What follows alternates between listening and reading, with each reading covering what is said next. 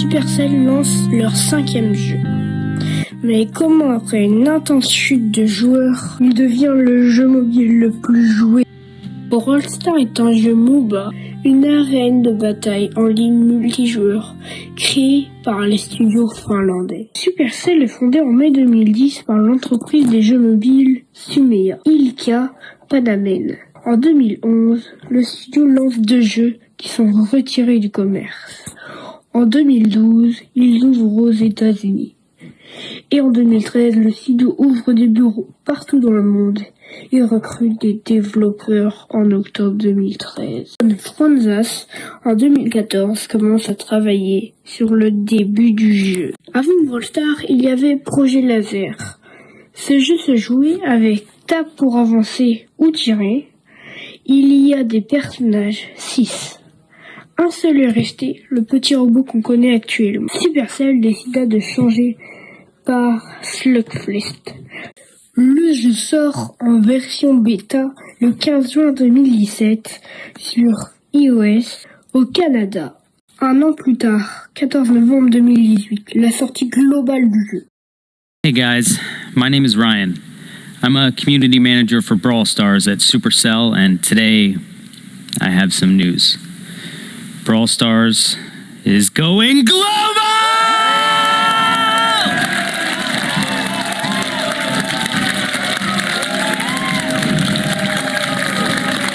Le 30 novembre 2018, le tout premier Brawl Talk. Le Brawl Talk est des modifications ou ajouts au jeu, amélioration des brawlers comme le 3D, et l'arrivée de modes de jeu et de brawlers, et bien plus.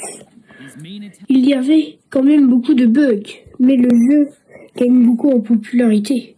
Puis le siège arriva, un mode de jeu où vous devez ramasser des boulons pour faire sortir un robot et gagner la partie. L'arrivée de Rosa, 26 avril 2019.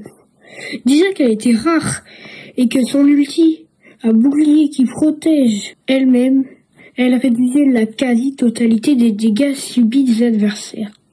De nombreuses collaborations comme le PSG. Oui, le PSG. Donc là, je vais vous expliquer rapidement, on va faire 2 parties. Non, au moins ça tourne rapidement, je sais pas comment ça marche. Donc là, ça y est. Schön. Non. Oh, allez, rentre dans ce jeu, on en peut, hein. Direct. La barre. Puis arriva l'e-sport, où tous les meilleurs joueurs y jouent, comme moi. Able to walk away. Here comes the gas. Charles Lowe. Charles in a 1v2 to try and save them. It's not going to be enough. Crazy Raccoon. L'arrivée des gadgets. Une capacitant coûtant 1000 pièces et pour tous les brawlers débloquables au niveau 7. Le gadget est un bouton vert de plus pour avantager le joueur et plus de stratégie. Surge, un brawler chromatique, c'était un brawler très fort, surtout avec son gadget de téléportation. Il rasait pratiquement tout sur son passage. Puis l'arrivée de Star Park, avec de nombreux secrets comme la WKBRL qui tourne 24 heures sur 24. Le teaming, une chose affreuse, juste tourner sur soi-même et ça faisait des alliances.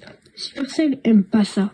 Il décide de mettre la survie en plus, mais cela n'arrange pas les choses. Nous arrivons en décembre 2020. L'arrivée d'un brawler toxique, Edgar, déjà qu'il était gratuit, il peut se régénérer en attaquant grâce à son écharpe. Il était trop fort. Le pouvoir 11 arriva. En même temps que les équipements, il y avait encore plus de stratégie. Sauf que ça coûte beaucoup de pièces. Décembre 2022. La fin des boîtes, et beaucoup arrêta le jeu. Supercell connut la plus grande chute possible depuis leur lancement, et l'arrivée de l'accès anticipé. Un accès anticipé, c'est un brawler payant une semaine avant tout le monde, et pour qu'après il se fasse retravailler. Puis les hypercharges, un bouton violet améliorant vitesse, dégâts, bouclier, cela coûte 5000 pièces. C'est Power Creep. Le phénomène Power Creep se produit lorsque de nouveaux éléments sont introduits dans le jeu et que les éléments existants sont beaucoup plus faibles, voire inutiles. Petit exemple, imaginez, vous avez Draco là, il est en accès anticipé, et bah là, les autres brawlers sont Power Creep. Ça veut dire qu'ils sont littéralement inutiles, voire faibles. Ils sont pratiquement inutilisables. Supercell lance un événement sans prix star.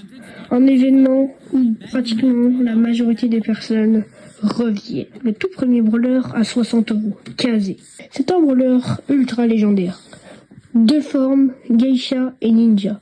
Pour un brawler très cher, je la trouve nulle. En résumé, ce jeu on peut dire que c'est pay to win. Comme certains skins, le Doug ou même le Dynamite est aussi un jeu power trip.